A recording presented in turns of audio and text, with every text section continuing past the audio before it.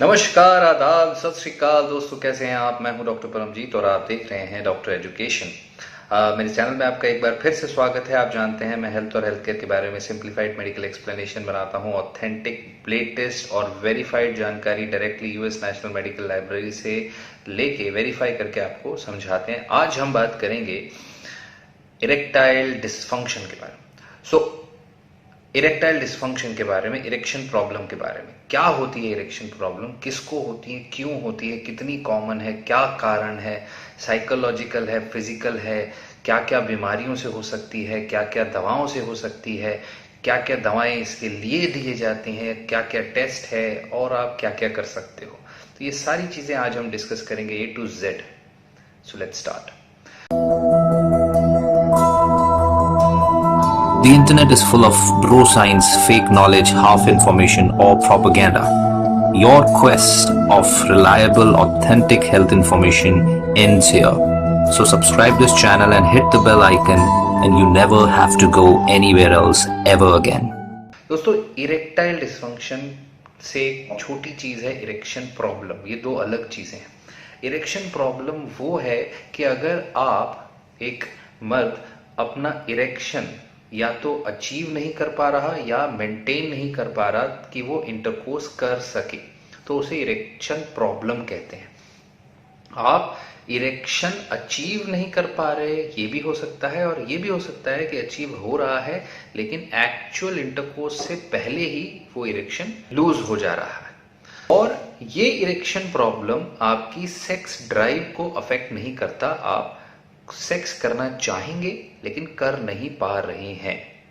सो erection problem क्यों होता है? सबसे पहले तो ये बहुत कॉमन है, ये सबको होता है। एक्चुअली में सबको होता है। ऑलमोस्ट सारे मर्दों को कभी ना कभी, किसी ना किसी उम्र में, कुछ समय के लिए तो इरेक्शन प्रॉब्लम होता ही है। जी हाँ। और कई लोगों में एक्चुअली ये बिना किसी इलाज के, बिना किसी ट्रीटमेंट के खुद ठीक हो जाता है। मगर कुछ लोगों में, बहुत कम लोगों में ये लंबे समय तक बना रहता है और उस कंडीशन को कहते हैं इरेक्टाइल डिसफंक्शन। ठीक है। सो अगर 25% से ज्यादा बार आपको ऐसा हो रहा है कि आप इरेक्शन मेंटेन नहीं कर पा रहे या अचीव नहीं कर पा रहे, तो आप फिर डॉक्टर से बात करें, क्योंकि वो फिर देखेंगे कि इनके कारण क्या है। तो सबसे पहले आपको ये समझना होगा कि जब भी आपका इरेक्शन होता है, इसमें आपका दिमाग काम करता है, आपकी नसें काम करती है, आपके हार्मोन्स काम करते हैं और खून की नसें, ब्लड वेसल्स, वेन्स काम करती हैं। इन चारों के तालमेल से इरेक्शन होता है और इनमें से कहीं भी गड़बड़ आ जाए तो इरेक्शन प्रॉब्लम आ सकता है। और इरेक्शन प्रॉब्लम ज्यादातर सिर्फ दिमाग में नहीं होता, इसका कोई ना कोई फिजिकल कारण जरूर होता है। कई बीमारियों के वजह से इरेक्शन प्रॉब्लम हो सकता है, जैसे कि diabetes, high blood pressure, heart की, थायराइड की, या खून की नसों में blockage, atherosclerosis, depression, nervous system में प्रॉब्लम जैसे मल्टीपल स्क्लेरोसिस या पार्किंसंस डिजीज। इन सारी बीमारियों में आगे चल के आपको इरेक्शन प्रॉब्लम आ सकते हैं। कई दवाओं की वजह से as a side effect erection problem temporarily आ सकते हैं। अगर आप कोई एंटी डिप्रेसेंट ले रहे हैं, कोई ब्लड प्रेशर की मेडिसिन जैसे कि बीटा ब्लॉकर खासकर वो ले रहे हैं, हार्ट की कुछ दवाइयां जैसे डिगॉक्सिन, कुछ स्लीपिंग पिल्स, कुछ पेप्टिक अल्सर की गैस की गोलियों तक से ऐसी प्रॉब्लम आ सकती है। और कई एक्चुअल फिजिकल प्रॉब्लम हो सकते हैं आपके अंदर, जैसे कि आपका टेस्टोस्टेरोन लेवल कम हो गया। अगर ये कम हो गया तो आपको इरेक्शन आएगा भी नहीं और आपका सेक्स ड्राइव भी कम हो जाएगा, राइट। और अगर मान लो आपने प्रोस्टेट या पेनिस के आसपास कोई सर्जरी कराई है और वहां जाने वाली नस जो है, नर्व है, डैमेज हो गई है, या स्पाइनल कॉर्ड इंजरी की वजह से वहां की नर्व डैमेज हो गई है, तो भी प्रॉब्लम आ सकता है। या फिर अगर आप बहुत ही ज्यादा alcohol, nicotine, smoking, tobacco, cocaine, drugs कुछ लेते हैं, तो इनमें से किसी से भी ऐसे प्रॉब्लम आ सकते हैं। कई बार इनमें से कोई भी फिजिकल कारण नहीं होता, सिर्फ इमोशनल कारण होता है, रिलेशनशिप प्रॉब्लम होता है, जिसके वजह से इरेक्टाइल डिसफंक्शन, इरेक्शन नहीं होता, मन ही नहीं करता। ये ज्यादातर उनमें होता है जब पार्टनर के साथ कम्युनिकेशन अच्छा नहीं, बातचीत अच्छी नहीं होती, ज्यादा बातचीत नहीं करते, या फिर अगर आप ही को आपकी क्षमता पे डाउट है कि आप नहीं कर पाएंगे, या आप बहुत ज्यादा स्ट्रेस्ड हैं, बहुत डरे हुए हैं, एंजाइटी है, गुस्सा है, इन सब कारणों की वजह से आपके इरेक्शन में प्रॉब्लम आ सकता है। या फिर आप बहुत ही ज्यादा उम्मीद लगाए बैठे हैं, एक्सपेक्टिंग टू मच, जिससे कि एक सेक्स आपके लिए एक टास्क बन जाता है, ना कि एक प्लेजर, राइट। सो ये प्रॉब्लम, इरेक्शन प्रॉब्लम किसी भी उम्र में हो सकता है, लेकिन ज्यादातर जैसे जैसे आपकी उम्र बढ़ती जाती, ओल्ड एज में ज्यादा पाया जाता है। फिजिकल कारण ज्यादा कॉमन है ओल्ड एज में, और जो साइकोलॉजिकल इमोशनल कारण है वो ज्यादा कॉमन है यंग एज में, राइट। और साइकोलॉजिकल कारण धीरे धीरे खुद ठीक हो जाते हैं। सो अगर आपको इरेक्शंस हो रहे हैं नींद में, नाइट में, या सुबह सुबह अर्ली मॉर्निंग जब आप सो रहे हैं तब इरेक्शन हो रहे हैं, तो उसका मतलब यह है कि आपके अंदर फिजिकल कारण नहीं है, इमोशनल कारण ही है। ज्यादातर मर्दों को 3 से 5 बार इरेक्शंस होते हैं रात में, और कई बार ये इरेक्शन 30-30 मिनट तक रह सकते हैं। सो आप अपने डॉक्टर से बात करिए ताकि हम पता कर सकें कि आपको ये क्यों हो रहा है, राइट। अगर आपके जो नाइट टाइम इरेक्शंस है नॉर्मल है या नहीं। सो अगर आपको है इरेक्टाइल डिसफंक्शन तो आपके सिम्टम क्या होंगे? ऑब्वियसली आप इरेक्शन अचीव नहीं कर पा रहे, या मेंटेन नहीं कर पा रहे, या आपका इरेक्शन हो रहा है लेकिन वो इतना फर्म नहीं है कि इंटरकोर्स हो सके, राइट। या फिर आपका इंटरेस्ट बहुत कम हो गया है सेक्स में, राइट। ये सारे सिम्टम्स होते हैं। आप डॉक्टर के पास जाएंगे, डॉक्टर आपका चेकअप करेंगे, आपके ब्लड प्रेशर, शुगर से लेके आपके पेनिस तक, आपके रेक्टल एरिया तक चेक होगा, और बहुत सारे सवाल पूछे जाएंगे आपसे कि पहले पास्ट में आप इरेक्शन मेंटेन कर पाते थे या नहीं, अचीव कर पाते थे या नहीं, आपको इरेक्शन मेंटेन करने में प्रॉब्लम हो रहा है या अचीव करने में प्रॉब्लम हो रहा है, रात में सोते समय या सुबह सुबह आपका इरेक्शन होता है कि नहीं, आप कब से ये प्रॉब्लम हो रही है, आप कोई दवा तो नहीं ले रहे, कोई सप्लीमेंट तो नहीं ले रहे, कोई ड्रिंक स्मोक ड्रग्स तो नहीं लेते, दारू तो नहीं पीते, आपका स्टेट ऑफ माइंड देखा जाएगा, आप डिप्रेस तो नहीं हो, स्ट्रेस्ड तो नहीं हो, एंग्शियस तो नहीं हो, डरे हुए तो नहीं हो, बहुत ज्यादा गुस्सैल तो नहीं हो, आपको रिलेशनशिप प्रॉब्लम तो नहीं है। ये सब चीजें देखी जाती है और कुछ टेस्ट किए जाते हैं, ब्लड टेस्ट से लेके यूरिन टेस्ट तक, डायबिटीज, हार्ट प्रॉब्लम, लो टेस्टोस्टेरोन लेवल्स पता करने के लिए टेस्ट किए जा सकते हैं। और आपको एक डिवाइस भी पहनाया जा सकता है जो रात को चेक करेगा कि आपके जो नाइट टाइम इरेक्शंस हैं वो नॉर्मल हो रहे हैं या नहीं। अल्ट्रासाउंड भी किया जा सकता है आपके पेनिस का, ये देखने के लिए कि उसमें जाने वाली खून की नसें वो सही है, फ्लो सही है या नहीं।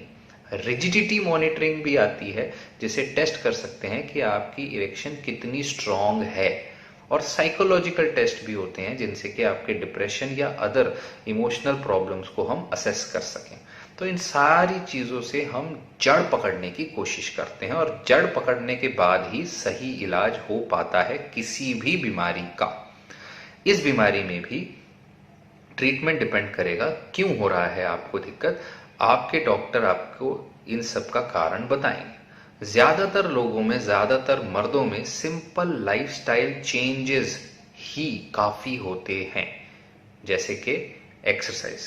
आप थोड़ी एक्सरसाइज शुरू करिए, हेल्दी डाइट खाइए, थोड़ा वजन कम करिए और थोड़ी नींद ज्यादा लीजिए। बस ये 4 चीजों से आप देखोगे कुछ हफ्तों में, कुछ महीनों में ही आपका ये प्रॉब्लम सॉल्व हो जाएगा। अगर आप या आपके पार्टनर को रिलेशनशिप में प्रॉब्लम हो रही है तो काउंसलिंग करा सकते हैं, काउंसलिंग से आपको हेल्प मिलेगी। और कई दफा कुछ लोगों में लाइफस्टाइल प्रॉब्लम काम नहीं करते, खासकर ओल्ड एज में, तो उनके केस में फिर आपको दवाओं की जरूरत पड़ती है।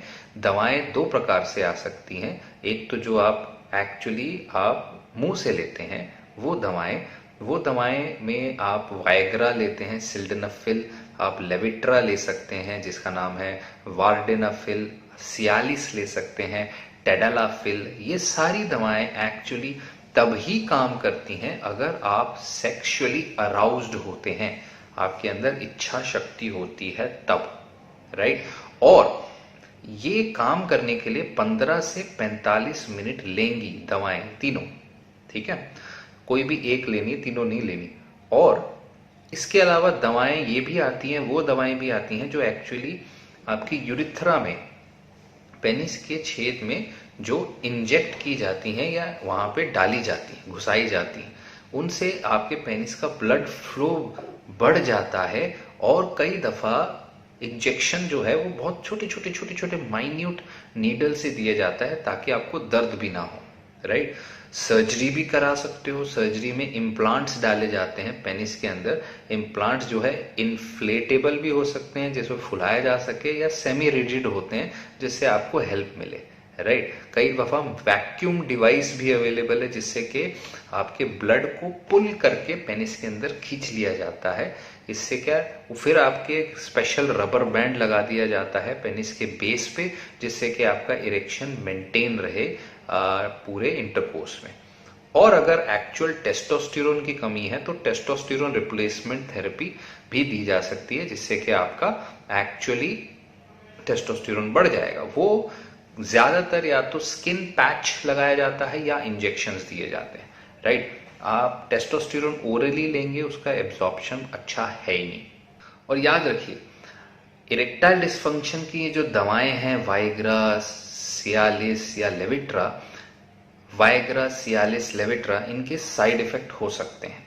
और ये side effect simple muscular pain, flushing से लेके हार्ट अटैक तक सीरियस भी हो सकते हैं। इसीलिए बिना डॉक्टर से बात किए या अपने, अगर आपको ओल्ड हिस्ट्री है, हार्ट की हिस्ट्री है, तो फिर ये ना लें।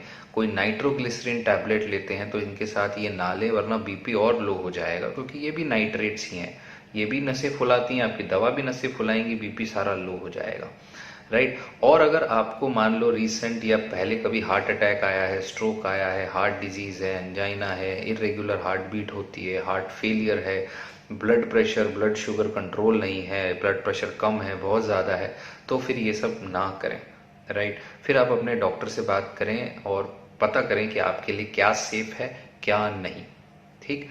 और कई ऐसे हर्ब्स या सप्लीमेंट्स भी आते हैं जो मार्केट में बहुत फैले हुए हैं और जो क्लेम करते हैं कि वो आपके सेक्सुअल परफॉर्मेंस और डिजायर बढ़ा देंगे, लेकिन इसमें से कोई भी सक्सेसफुली इरेक्टाइल डिस्फंक्शन को ट्रीट नहीं करता, प्रूवन नहीं है, राइट।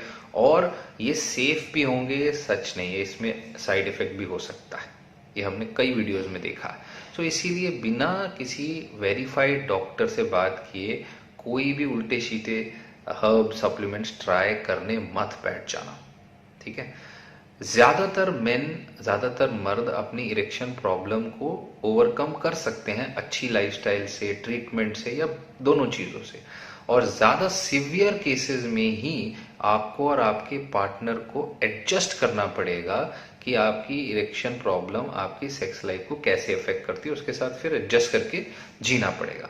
कई दफा काउंसलिंग भी हेल्प करती है ऐसे सिचुएशन में, जिसके स्ट्रेस अगर कारण है इरेक्टाइल डिस्फंक्शन का, उसको ट्रीट करने में, ठीक है ना। तो क्या कुछ ऐसा कर सकते हैं जिससे कि आपको ये ना हो, प्रिवेंशन? यस, आप कर सकते हो। सबसे पहले स्मोकिंग बंद कर दो, राइट। दारू पीना कम से कम कर दो, ज्यादा से ज्यादा 1 या ज्यादा से ज्यादा 2 पैग एक बार में। और इलीगल ड्रग्स लेना बंद कर दो। नींद अच्छी लेना है, रिलैक्स टाइम अपना बढ़ा देना है, और हेल्दी वेट मेंटेन करना है अपनी हाइट के अनुसार, एक्सरसाइज करनी है, हेल्दी डाइट खानी है, आपका ब्लड सर्कुलेशन अच्छा रहेगा। डायबिटीज है, शुगर है, तो उसे कंट्रोल रखना है। और सबसे जरूरी, अपने पार्टनर से, अपने डॉक्टर से अपनी सेक्स लाइफ के बारे में, रिलेशनशिप के बारे में खुल के बात करनी है, उसके बगैर नहीं होगा। और काउंसलिंग अगर जरूरत है तो काउंसलर से जाके मिलिए, उसके बगैर उससे एक्चुअली बहुत ज्यादा फर्क पड़ता है। सो इरेक्टाइल डिस्फंक्शन इम्पोटेंसी नहीं है, सेक्सुअल डिस्फंक्शन, इम्पोटेंसी, इसको सिनोनिम में बोल देते हैं, लेकिन ये टेम्पररी प्रॉब्लम हो सकता है। आपको सिर्फ इसको ठीक करना है, इसका कारण पकड़ना है। तो ये हुई सारी बात इरेक्टाइल डिस्फंक्शन की। होप आपको समझ आई है। इसको ज़रूर लाइक करें, चैनल सब्सक्राइब करें, शेयर करें, और कल फिर आइए एक और टॉपिक के बारे में सीखने के लिए। मैं हूं डॉक्टर परमजीत, आप देख रहे हैं doctor education. Thank you so much for watching. Stay connected, stay healthy.